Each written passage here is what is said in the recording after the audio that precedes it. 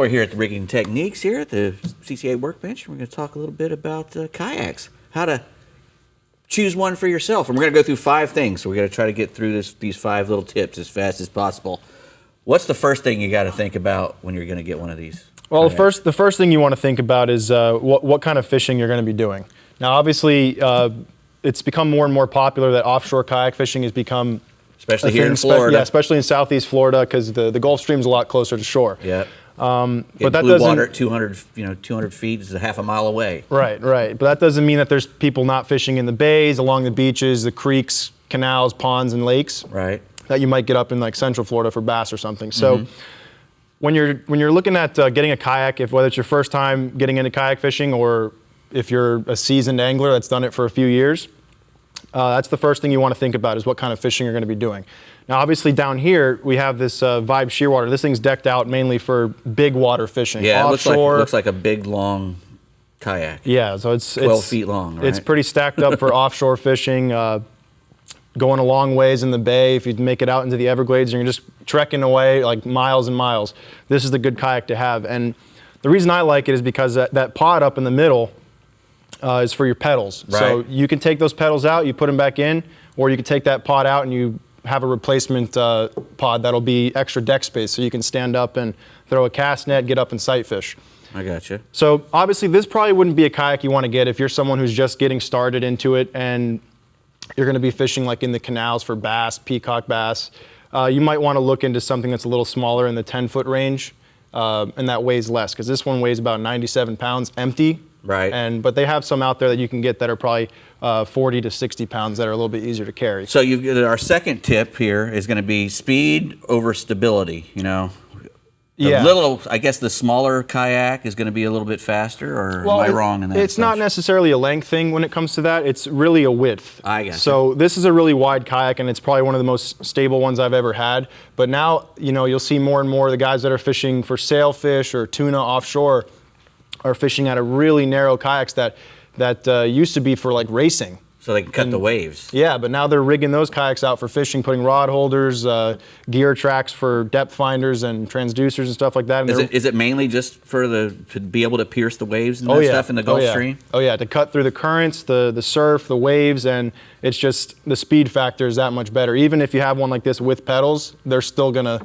beat you out there. It's the narrow versus the width, and it's kind of like a racing kayak.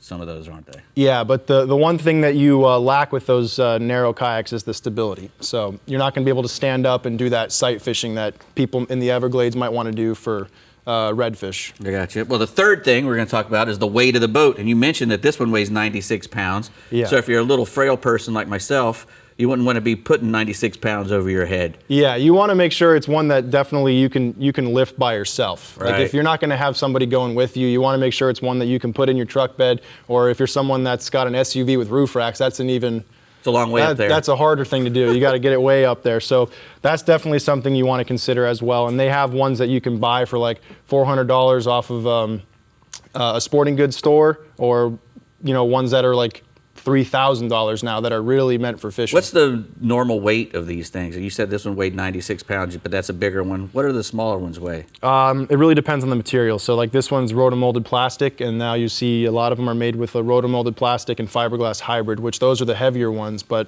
one that's about 10 to 11 feet, that's not quite this size, will probably weigh on average about 50, 55 pounds. Well, and that's easy for somebody to do. That's a lot easier. All right, and then you got number 4 here is, how big are you?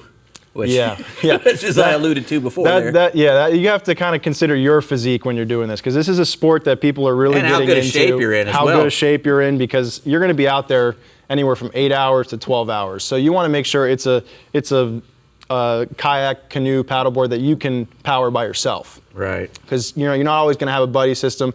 While there are tandem kayaks where you can have someone with you, but you want to make sure it's something you can maneuver and move around and flip over if you have to. Yeah, and if you flip offshore, the last thing you need is one that you can't flip back over and get back in. Right. So, last but not least, how much stuff? Well, that's the big question. Because I like to have a lot of stuff. Yeah, fishermen in general, we like to have a lot of stuff. Whether it's the rods like we have over here, we have, the pedal drives that you're bringing, your paddle. your tackle boxes, and if you're using live bait, you got a 5-gallon bucket back there. Right. So you have to consider how much stuff you're going to bring. But there are loopholes around it. Like this kayak, I typically like to bring a lot less gear because as you see, there's not a lot of hatches on it. Right. But they do make ones that are sit on top, that drain easy, a lot like this one that will have a hatch up in the front. And they have a lot of storage compartments. That you can stow all the stuff that you don't want to get wet. So if you're somebody that likes to bring a lot of gear and tackle boxes, that might be the kind that you want to consider. If you're somebody that travels light, then something with a lot of open deck space that'll drain really quick is definitely one you want to consider. Well, that should help you get out there and get one. Yeah. I'd really like to get one. So, if you can whisper in the Vibe guy's ear for me, I'd like to get one of those. So. Oh boy. We're Send ready out for some one. vibes. We're ready for one. Dave's gonna get physical in a kayak. Exactly. I need to do something. The reason you'll never see, he didn't mention anything about the Dion's chicken.